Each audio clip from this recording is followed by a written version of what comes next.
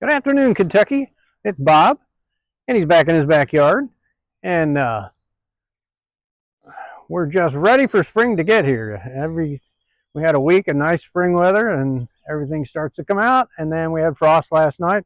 It's March 26th, so we're a far cry from our Derby Day um, May last frost date, but there's a lot of things you can put out now. But the reason I'm talking today is I have a speaking engagement, I guess, to a garden club here in Bardstown, and um, I want to try to explain to them that a garden is more than just a square plot in your backyard. There's so much more to it, and if you watch any of my videos, eco-friendly and all that. But I'm going to try to, the way we used to do it and the way we were taught how to put a garden in was you find a sunny spot, mark it out with sticks and string, have your neighbor come over and turn it over with his tractor. And then if you had a rototiller, you could rototill it and rototill it and rototill it. Or your neighbor has to do that. And then you turn around and you go to the either the nursery or the greenhouse or whatever, buy your plants, plop them in. First thing you do, you got to buy a big bag of 10-10-10 fertilizer, which is synthetic. And then you put your plants in, and then the first time you see a bug, you cover them with 7 dust. And many times I've seen gardens look like they've had a snowstorm and they just threw 7 dust all over them, and which kills the bugs, but it kills every kind of bug. And your rototill kills you chop your worms up in like 50 million pieces. And then the first time you see a weed, get out the Roundup squirt and so the vegetables that come out of your garden, they start out healthy until you add everything to it. 10-10-10 is synthetic fertilizer. They're giving nutrients to the plant and not the soil. And then the Roundup, you know what that is. It's surprised it's not outlawed yet, but it's the biggest thing when you walk into Lowe's or any of them. There's a garden section on one side and a whole row of Roundup and every kind of weed killer you can possibly get. And then 7 dust is terrible. And to think we used to rub it on our dog to keep the fleas and ticks off, which I don't know, amazing how ridiculously naive we were back then. But this whole slideshow is kind of starting a new garden, a new way, and just kind of through the year of how we've changed the way we do gardening from no dig, which is I'm sure it's not new, but it's new to a lot of us. And since we've done it, there's nothing like it. And then we do vertical. We do everything vertical. We do everything organic, and our vegetables come out. We've never had a recall on any of our vegetables that come out of our garden, but your grocery store cannot say the same thing. So this slide series is just pretty generic, but it starts out with how to start your garden, and then how to add to your garden, to your yard, with flowers. And we have a pond, and we have umpteen other little things in the greenhouse and all that. So, but our garden, we call it the Garden Oasis, and there's a reason for that. It's just not a square plot in the middle of your backyard. It's an oasis. It's perfect. And so I just want to show you this, and I thought maybe you guys would enjoy it also. There's a lot of different ones. There's a lot of from the other videos, a lot of short little pictures and videos, but maybe to give you an idea that, you know, it's a new age. We have to worry about our health, worry about our food, and, you know, this is the first step. So if you want to start a garden, this is when to do it. You know, we still got till well, you got to look at your last frost date wherever you're at. But most places, we still got time, and you know, we got a long summer. So, but from then we'll say later, and talk to you soon. Later. Hello, this is Bob, and this is a new way to plant a garden. Um, you don't worry about the weeds, don't worry about the grass, anything else. Look for a sunny spot and string and stakes and figure out how big or small you're going to make it. The next thing you do is frame it. You can frame it in wood, rock, brick, whatever's available, or whatever size. That's totally up to you. Then the next step, well, this one is for a grapevine, so we have two poles at the end with wires between it, but it shows you can make anything this no dig method. The little one is a peony over there, so we don't run it over with a lawnmower. Then you go and put cardboard underneath it, right over top of the grass, right over top of the weeds, whatever's there. Put cardboard down, kind of inch it out the side of your framework, so you know weeds aren't sticking out. But this will kill all your grass, everything, without digging. All right, the next step in the motor of this whole operation is compost. This is a portable composter. I have two of these, and all you do is put all your stuff in, roll it around, keep it rolling for a couple months, and this is the compost that comes out of it. Absolutely beautiful. And it's made from kitchen scraps, cardboard, paper towels, anything. Now, we have a lot of gardens, so we do 3 compost bins. We put all our weeds, all our cardboard, everything you can put in there except onions and meat, but everything else goes in there. And you get a lot more compost. Well, then you compost your framework and a couple inches, and you're done. You can plant your plants if you give it a couple inches of compost. You can buy compost at Lowe's or Home Depot or whatever, or you can buy it in bulk, like we do. We bought it from Lexington, and so then we just start. When you start or you have a no dig garden for a while, you just put an inch of compost once a year. That is enough nutrients to get it going.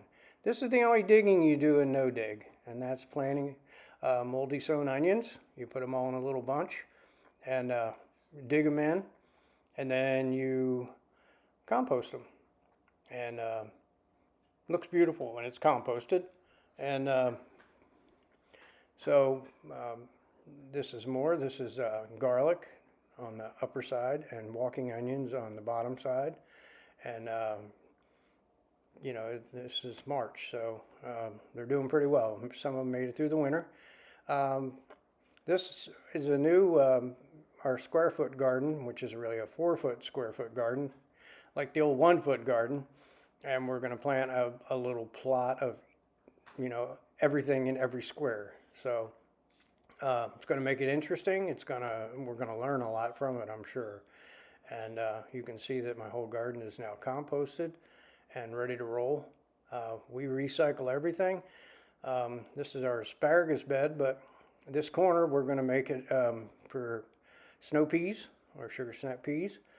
We use recycled trees that I cut down, made them into a teepee. Here me and my kitty are planting the snow peas, a couple around each post, and they'll climb up and cover that thing up. And March Madness is not just for basketball. While you got that going on, you got spring flowers coming up, which is a wonderful time of the year. And these are crocus out in the front yard, and then daffodils, narcissus, jonquils, whatever you guys want to call them. it's a beautiful time of the year, and it's when we all need to see some kind of color out there in the garden. So the more spring flowers you plant, the better. Now this is our greenhouse. This was just when we got started, and got a few seedlings coming up. And this year we did a lot of flowers. We're gonna load our garden up with flowers this year for the pollinators, and so the next slide will be in the next step. It was like a week and a half later. Things are coming up really well, and yeah, almost every one of these is a flower. Now there's my tomatoes. They've probably tripled their size right now, and worried about now they're going to be too big.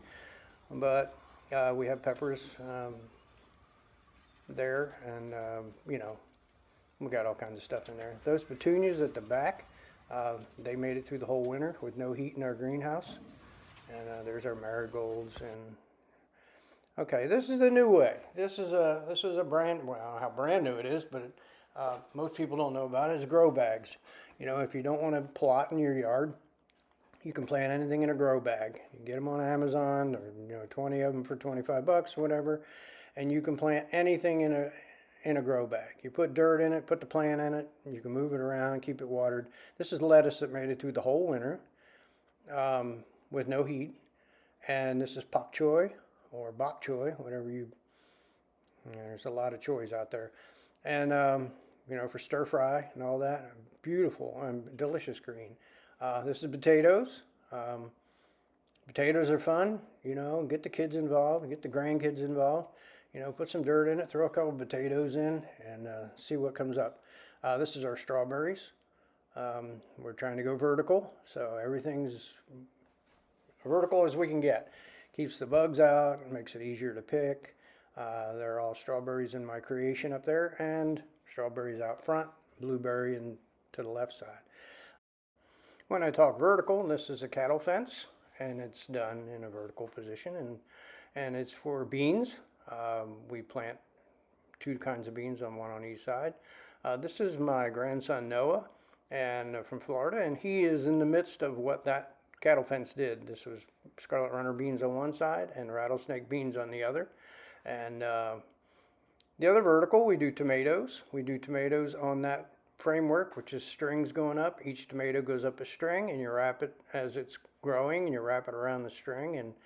And indeterminate tomatoes will go until it frosts. So you can have an 8-foot tomato, or like this tomato. This was a cherry.